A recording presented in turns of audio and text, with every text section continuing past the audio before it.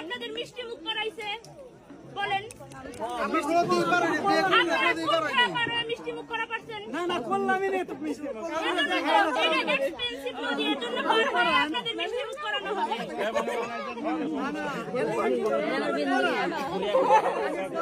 আগে নদী পার হয়ে আসেন।